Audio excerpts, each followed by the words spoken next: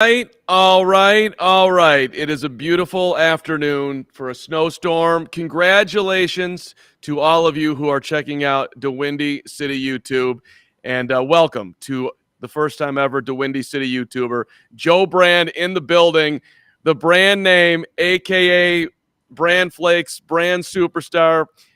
Should have his own sneaker. Welcome, Joe Brand. Hi, Brian Beto. How are you? Joe, welcome to DeWindy. I'm very happy to see you today, buddy. Well, I appreciate you introducing me with all of my former AIM screen names, and just really thrilled to be here. You just had those listed on MySpace from like 2007 to 2008 too, I'm sure. I love it. My first ever email, for the record, was yomc23@yahoo.com. I'm very proud of that. I don't know how you guys feel about your first ever emails, if you remember them, but that was a big deal. yomc23. At where? What did you use? AOL? At Yahoo. I was a Yahoo. I was an AOL. I was a You've Got Mail guy back in the day. There we go. Double B2 at AOL.com. That sounds pretty on brand, and that's funny too, because my first email was a bunch of initials, but none of them were mine. They were MM70, SS66, BB73. Take any guesses? I'm totally lost. Say that again. Let's do it one more time. MM70, SS66, BB73 at AOL.com. BB73. Think baseball. Think home runs. Oh, yeah. Barry Bonds, Mark McGwire, Sammy Sosa. Oh, wow. The numbers of homers they hit. I use Sammy Sosa and Michael Jordan a lot in my passwords going back to like 2000 and or 1999 when I first had it. A lot of MJ and a lot of SS. So I'm with you. I should have known that. I mean, if you want to hack into my bank account and any other account, you can just go to Jordan 23 and you could probably get into something. I've changed most of them, but there's definitely some password out there where Jordan 23 is in there. Can I tell one more story about this real fast? Because it's pretty funny. I was in a work Slack group and it was a large group. Luckily you can delete this, but I was logging on where I was typing in what I thought was my password, but it was on the other screen. And I literally typed Bulls are back 2345 into this larger scale Slack group. And so everyone knows that I'm like two things. One, what my password is. And secondly, they know that the Bulls are back. So I think that's a pretty good segue. You got to have a password that you remember. Yeah, Brando. I don't mean to throw out a David Kaplan reference already, but didn't he calling WGN radio? He was doing a hit once and he's like, hold on, I got someone on the other line. And he answers it, and he's still on the air with GN. He goes, "The password is Sparky. It's Sparky because his alarm system in his house was going off or something. So he had to call and give the okay, no, it's all right." And he told everyone on WGN radio his house alarm system password. That right there is good radio, and congrats to WGN for having that audio forever and always. All right, hey Brando, you're of course, for people who don't know Joe Brand, you are, shame on you, but you're doing pre and post for the Blackhawks. We don't talk a lot of Blackhawks on DeWindy. I actually have some Blackhawks topics for you, which we'll get to. The baseball lockout is rolling on. I've got some requests for MLB. Joe is also the voice of the Kane County Cougars, so huge baseball guy. So we'll get to that. The Bulls, of course, are back tonight, Beto. Tristan Thompson making his debut. And in my deep thoughts of Bulls basketball right now, and my quick Bulls take at the start here is the Bulls are a great idea, right? Like everybody's got these great ideas. I have about 100 a day and I execute none of them, right? Like I should do this on TikTok. I should do that over there. I should do X, Y, Z. And then, you end up hopefully doing one thing.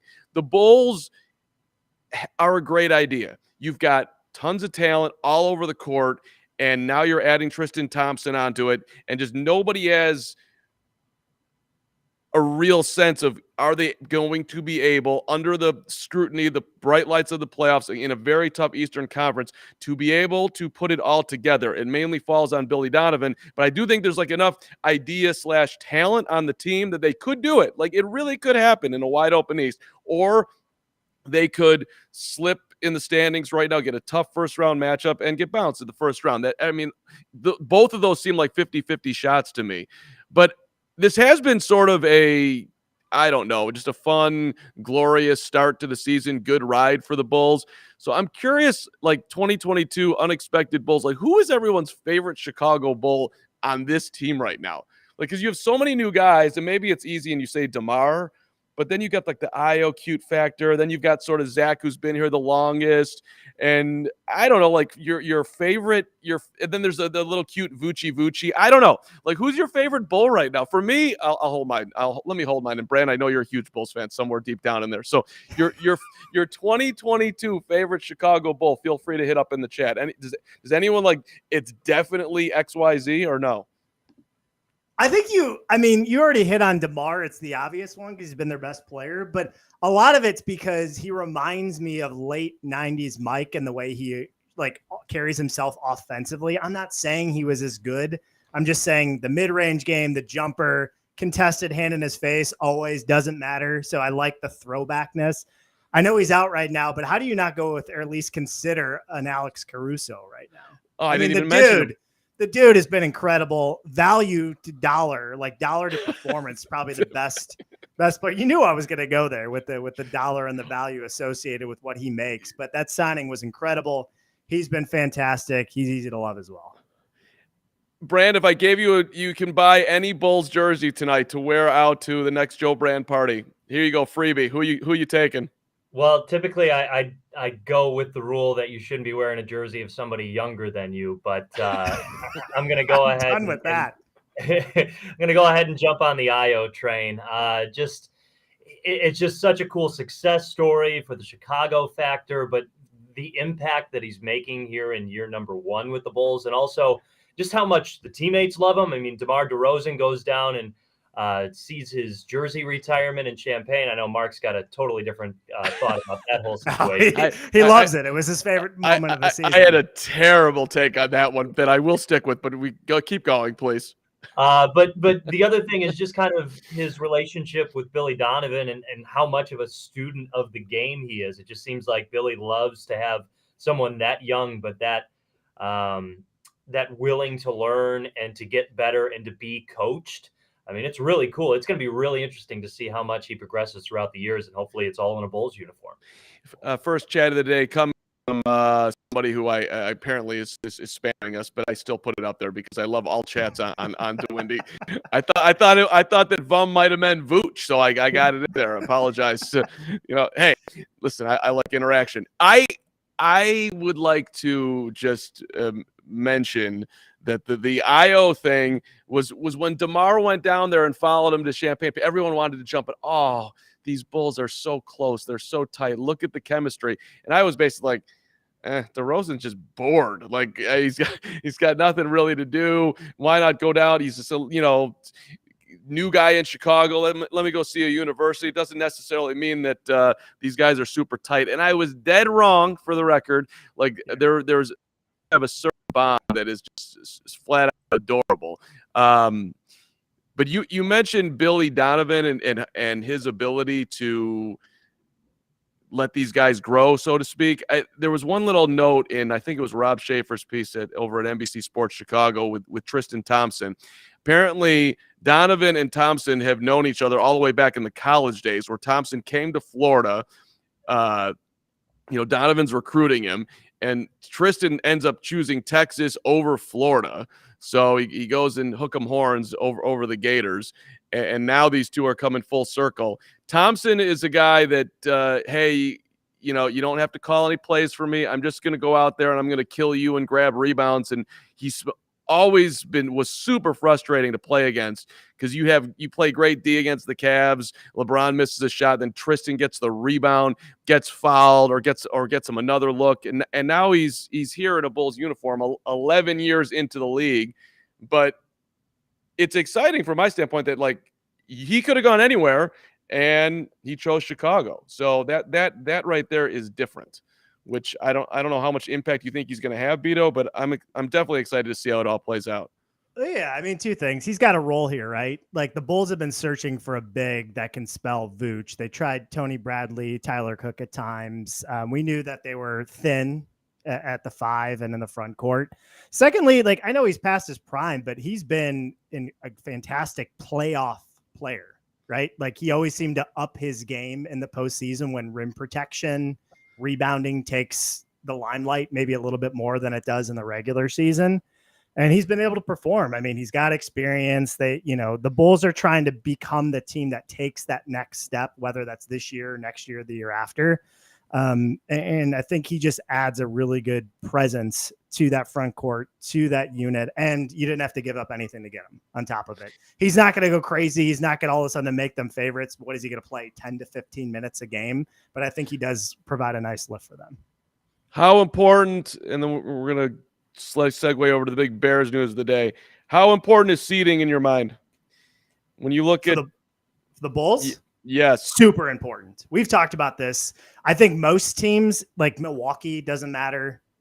Maybe Brooklyn, not as much. But when you're a team that has inferior talent and compared to some of the others, you need home court advantage. And the Bulls' schedule is brutal in the second half of the season. They still don't have Lonzo or Caruso. So if they, to your point, they could be an Eastern Conference Finals team, but they could find themselves in a scenario where they drop to like 6 in the standings, go up against Milwaukee, and that could be all she wrote right out of the gate. So I think it's really important for them. Well, and I hope you're wrong, because I do expect them to have a rough go here. I mean, they have the schedule that you just underlined is significant, and they got to win the games that they should out of the gate. Like they got to beat Atlanta tonight. They got to win their home games and games they should. They can't afford to falter too many of those, to your point. I just don't expect them to end up having home court. I hope I'm wrong. And I'm also like saying that I hope it does not matter. But if I had to bet on it, you got to play the Bucks 3 times. You got to play the Suns. I don't want to go through the whole schedule. You got a bunch of back-to-backs. Zach LaVine's going to sit out. By the way, just one last thought on the All-Star game. Just the All-Star break / All-Star game. The video of Jordan standing behind Magic Johnson while Isaiah Thomas comes up to Magic, and Magic tries to play nice with Isaiah. He knows it's awkward because Michael's behind him. I don't know if anybody saw this, but so Isaiah's talking to Magic. Magic's acting interested. I don't really think he is. Isaiah goes away. Magic kind of leans back, says something to Jordan, and then Jordan just goes in on Isaiah and says whatever the hell he said. And then the two of them are sitting there laughing their ass off, just straight mocking Zeke. And that is the NBA that I love so much, because yes, like they're all sort of in it together, and some rivalries are just going to be there forever. And Isaiah, you suck. You will always suck. I'll always hate you. And Bill Laimbeer, and it's really interesting to me too. Like Scottie Pippen doesn't show up, and now like Jordan is literally closer with Dennis Rodman. I had to get these thoughts out one more time. That's just terrible. My heart melted though when they met on stage though. It was adorable. He's rubbing his belly. Yeah, I loved it. Yeah. Okay. And when Mike with Magic challenged him to 1-on-1 and then just went stone faced. I know that's probably been talked about to death at this point, but I haven't had a chance to talk about it. I loved every second. What about the Cardi B? Brando, did you see that? He had a little hand on the upper on the thigh / going down the sides there. I guess 50 is not thrilled that Mike's hand got close to the rumpus of a Cardi B. Yeah. No, I didn't see that. I must have missed that. No, I did not. It was big stuff. All right, so hey, Ryan Pace has a gig. He has landed in Atlanta. Bear down, Ryan Pace, now a Falcon. Joe, you were a huge listener to Hampano, being a big-time Bears fan. Are you happy for Ryan Pace as he lands in Atlanta with an upper-level job, making 6 figures and living the dream, and kind of being able to sort of disappear into the NFL ether with a gig and just gets to live again? Yes, I'm happy that a person has a job rather than doesn't have a job, Carm. I'm not going to be totally cynical just because he didn't directly correlate to a Bears championship. I don't know. I think we have to celebrate when players or figures or coaches go on to another organization. I mean, hell, I hope he ends up being a general manager somewhere else and wins. I don't know. Like, then maybe that shows. I hope he's the GM of the Packers. Personally, that would be fantastic. Shouldn't he have to be unemployed for 6 months at least? I mean, seriously, the guy's been out. You're so jaded. Like why would you want somebody to be unemployed for? Because 6 he's months? got millions. He's not a bad guy. Like, it's nothing personally that he did. He just didn't have success as the Bears GM. He drafted Mitchell Trubisky over Patrick Mahomes. He could have made everyone's lives in Chicago the greatest lives ever. Bears fans would have been happy for a decade. He didn't do it, and he made millions of dollars. There's no lack of food in the Pace household. I think he should have had to suffer for 2 months of not having an NFL gig. At least give me a 3 month. Have to sweat it out. A guy like if one of us loses our gig, we don't get a gig the next day. Pace right back at it. Is that a gavel in your hand? Yeah, I got a gavel. Okay, all right. Just wanted to make that clear. Let's clarify that first. And you are. This is the same Mark Carman that said on the air a few months ago, why is there all this disdain for Matt Nagy? Why? He's a good guy. He was coach of the year a few years back. I can't believe all this frustration from Bears fans. Like, you're the same guy, right? That stated that a few months ago. I did make the argument on WGN radio that the vitriol, the anger for Matt Nagy, for a guy who was 500 as the Bears coach, it just seemed a little bit over the top, considering like Matt Nagy was like maybe the most hated coach in the history of the city. If you were like, I don't remember any other coaches having. Trestman was worse. People were worse to the Trestman. Were they? Yes. Oh yes. The high school football games had it happen to Tresty. I don't remember that. Like, fire Nagy chance came. No. Trestman's son wasn't playing in suburban football. Right, but and his daughters were getting some flack on yes, some Twitter. She was. I do remember the Twitter flack for the daughters, but I don't remember like fire Tresty chants at the United Center ringing out at Bulls and Blackhawks games and high school games. Like Matt Nagy, for being a guy who like was a nice guy, although there's a lot of stuff coming out from behind the scenes now that like he actually wasn't that great of a person, like blowing off meetings with Mitch Trubisky. That's kind of lame or very lame. But I just, it didn't quite equate to the anger to me did not add up to like what he actually did when he was here. Well, Trestman was only here for what, 2 years? 2 years, right? Yeah. Oh, he was here 3? Trestman was 2, right? Trestman was 2, I thought. No, Nagy was 4. Nagy was 4. I'm double checking. Fox was 2 or 3. That's another guy that took a lot. Fox was 4. Let me double check Trestman. You might be right on the 2. I think you're right. So that's what I mean. 2 years he gets the heave ho. People wanted Nagy fired a year prior to the year he actually finished off with the Bears. So I think that's why it was just kind of that pent up, built up anger, and also the whole fire someone, the chants going on. I feel like that's kind of a trendy thing these days. If Mark Trestman was in the same situation, I think people would be chanting fire Trestman at Bulls and Blackhawks games. Yeah, okay. I think he had it worse. I mean, that's fine. The 4 years versus the 2 years. What a great organization. That's what we're arguing. Like, which coast had it worse? Like, what violent fan base was more vitriol to those other two? That's crazy. I just breaking news for anybody who missed it. Ryan Pace has landed in Atlanta. The Pace is going to lead the Falcons to something. All right. And Carm's first reaction is he shouldn't have enough money to. I was just like, I mean, do we really? Right. If you would have had that take about like AO and DeMar going down there, that was a bad take. What if they were like, somebody was like, he doesn't deserve to have a job now for 6 months just because he made a bad decision? Not a bad take. I'm just being honest. The way that he's the guy that's a gig that I'm like, oh, really? Already? It wasn't. I was like, oh, it's so nice for Ryan. I'm so happy for him. Maybe I need to grow up. I will leave it out there that perhaps I should be. That's true. I should be happy for him. All right, so let's move over to the other tenant in the UC and the team that you cover, Joe Brand.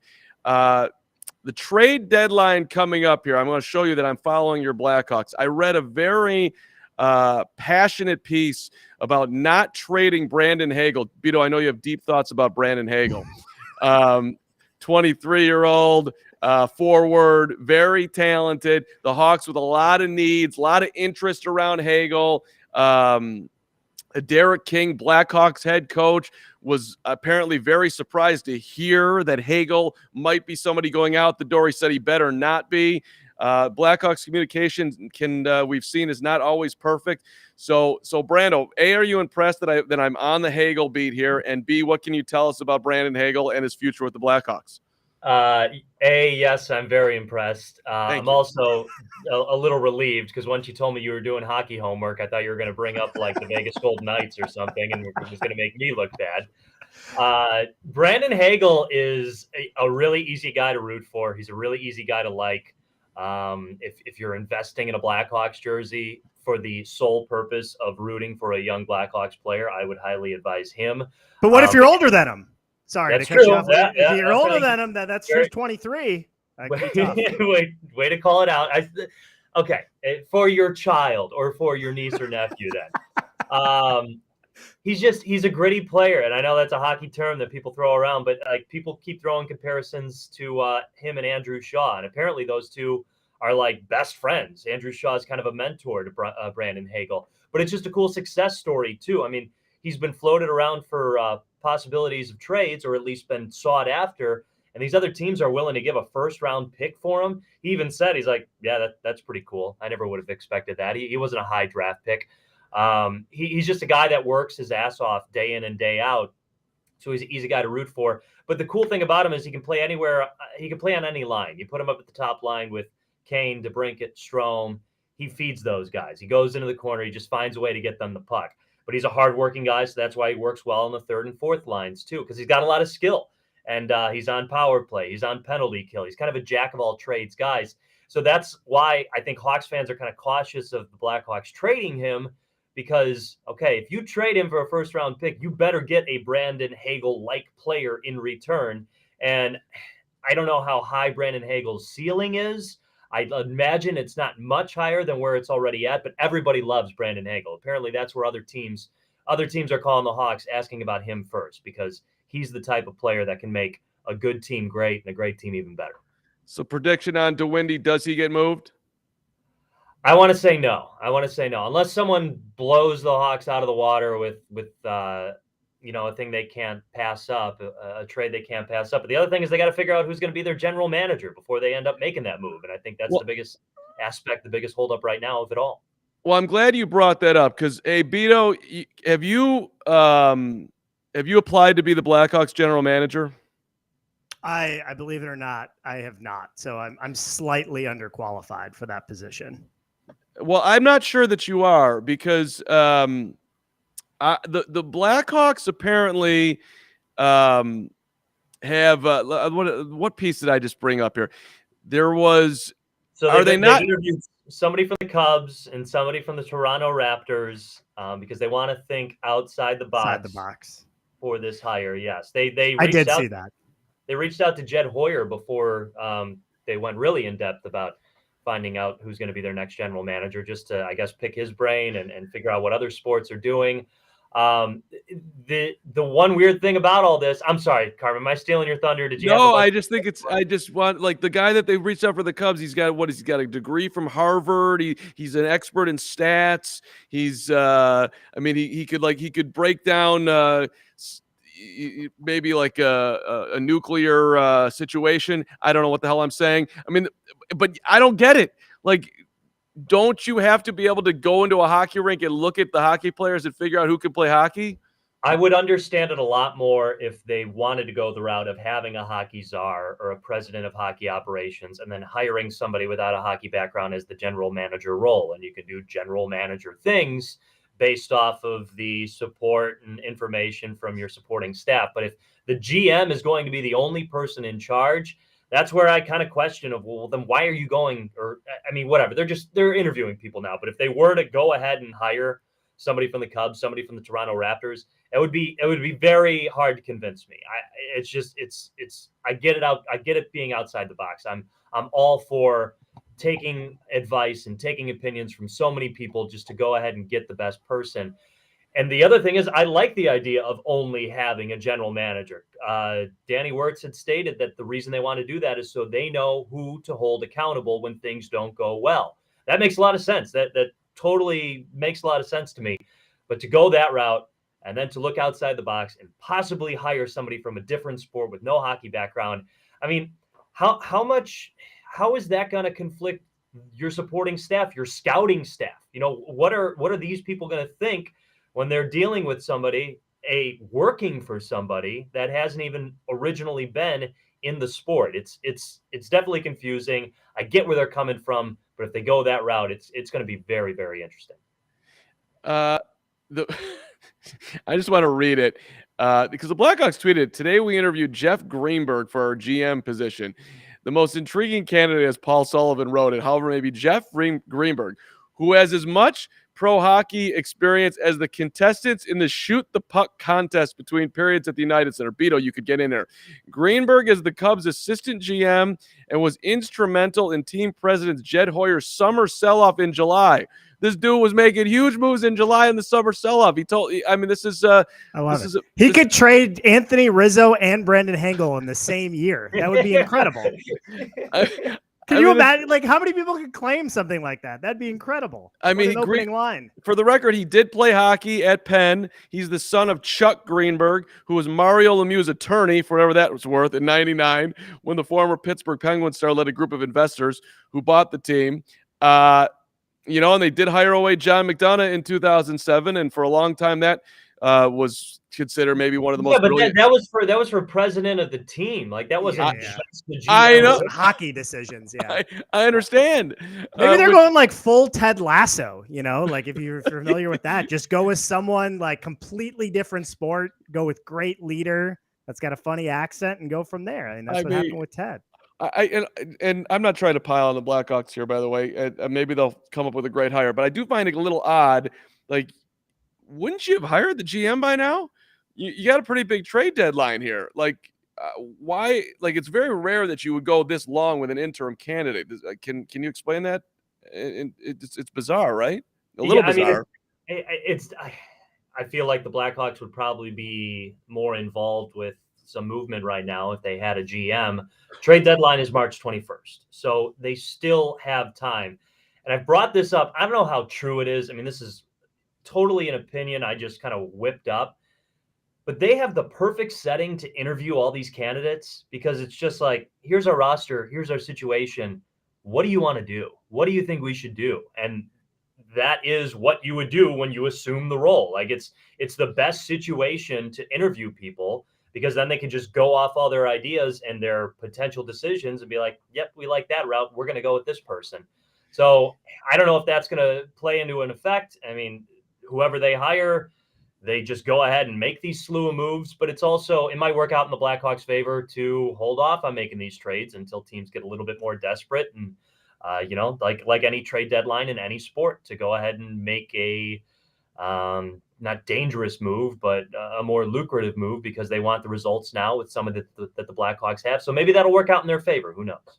Can I ask this, to keep in mind my hockey knowledge rivals what the future Blackhawks GM apparently is going to have too. But if you play devil's advocate, Mark, to your point, like, wouldn't you rather have somebody in seat so they can make these trades? But even if they hired someone today, you have 4 weeks, not even, to evaluate your roster. And would you rather give someone the keys to the car to have to like make those decisions in a 3.5 week span? So that's why I think like it could be sort of counterintuitive to hire needing to get someone now to make those trades, knowing that they might not have the best evaluation, given that they haven't been around the organization that long. Does that make sense?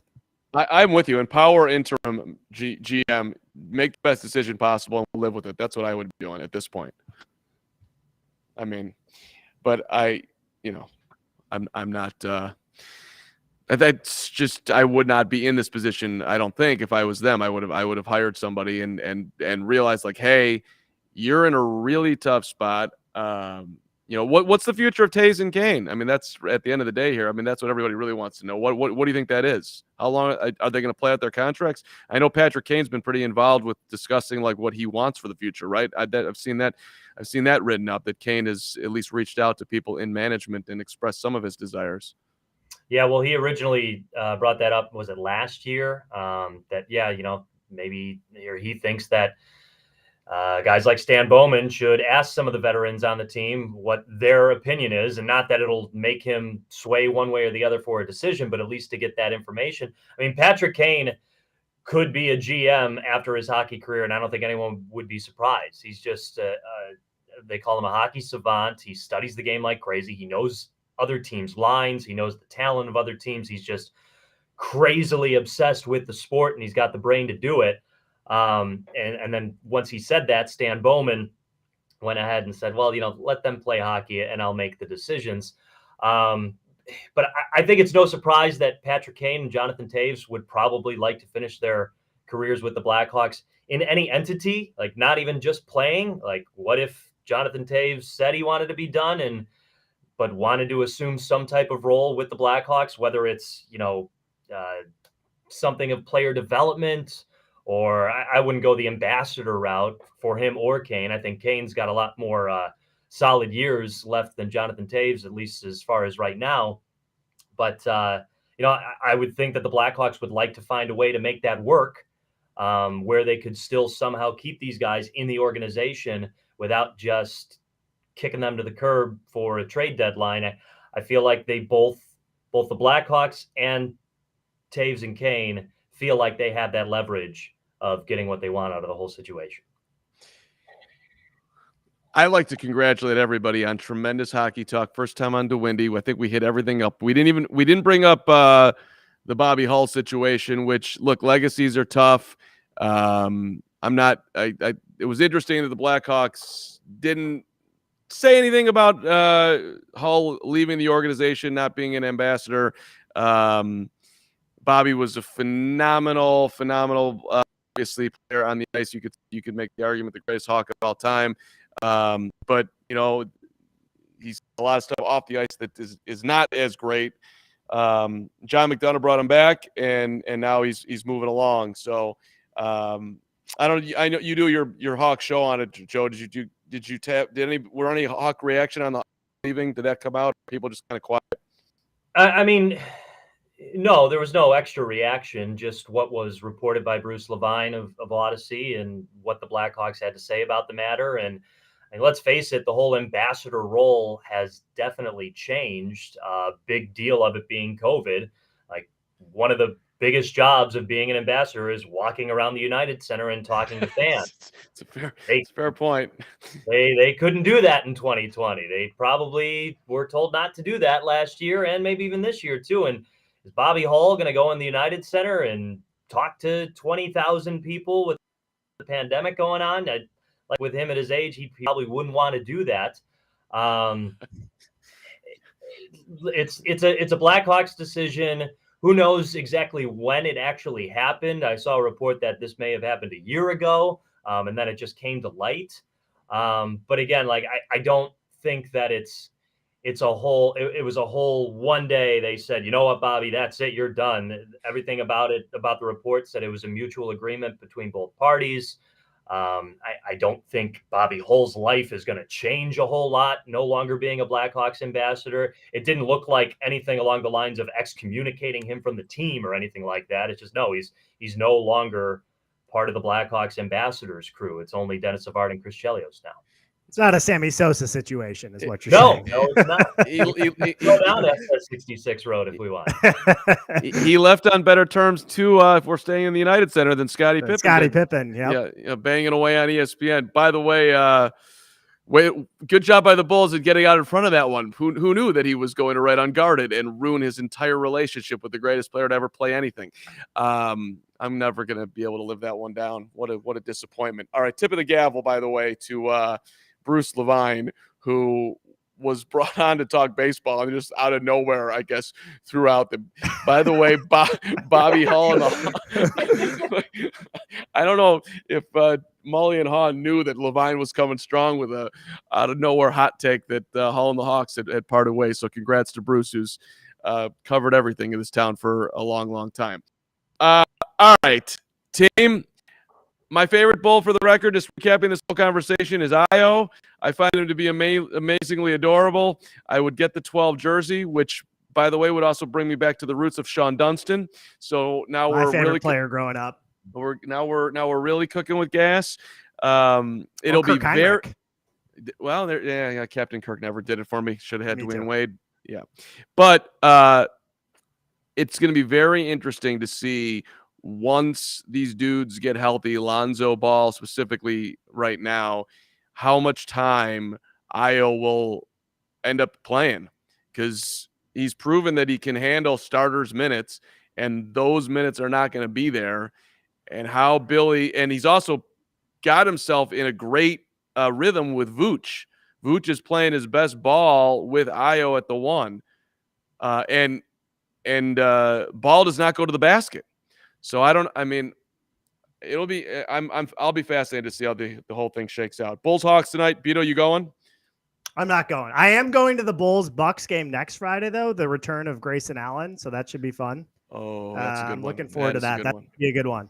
A real national rivalry. TV. That's two of the better teams in the East. That'll be fun. Might have to try to get myself in the arena for that one. Hey, Joe Brand, great job, brother. Like I said earlier, just pleased to be here. Pleased to be a part of the Windy City family. Well, I mean, you're the only one that's actually got like a Windy City flag behind you. Like, look at that thing. Like, it actually. You know what it is, man. I've had that since college. That's when CSN Chicago was just mailing those out for free.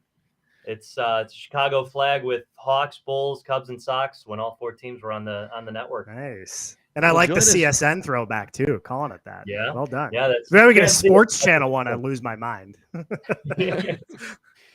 I did put on yesterday 1984 Bulls Pistons in the Silver Dome on Sports Vision, which was way before CSN. Was that before Sports Channel? Was that like that was what before it was Sports? Before? It was the first original channel was Sports Vision. I want to say it started like in '81. Okay. And yeah, Johnny Red Kerr, and it wasn't even Jim Durham at that point. Sports Vision. Welcome to my childhood. All right, we're going to go now. For anybody who wants more Carm, I will be on The Rush with David Kaplan on your Facebook CSN channel coming up at 5. So there's that. And Brando, when are the Hawks back in action? They play tomorrow night against the New Jersey Devils. We'll start the pregame at 7 o'clock on 720 WGN. And Beto, well done. Beto, your Braves. What do you got? Saturday night against the Valparaiso Beacons. I'll be on it on the Trace, ESPN3. We're narrowing down college basketball season. March is a fantastic time of year. This is a very, very accomplished YouTube channel right here. Look at these people. Everyone's got jobs, and so does Ryan Pace. We'll end it there. All right. Thanks for watching. Hit that subscribe button. I need subscribers, or else I'm going to end up like Matt Nagy. So subscribing is good. Lots of good content. I highly recommend the Dominic Wilkins, Clyde Drexler worthy interviews. That was good. Good stuff. So really good stuff. And of course, check out the Windy City Live every Monday at 4. And this was a nice bonus episode because we love basketball and we love you. And we'll see you next time.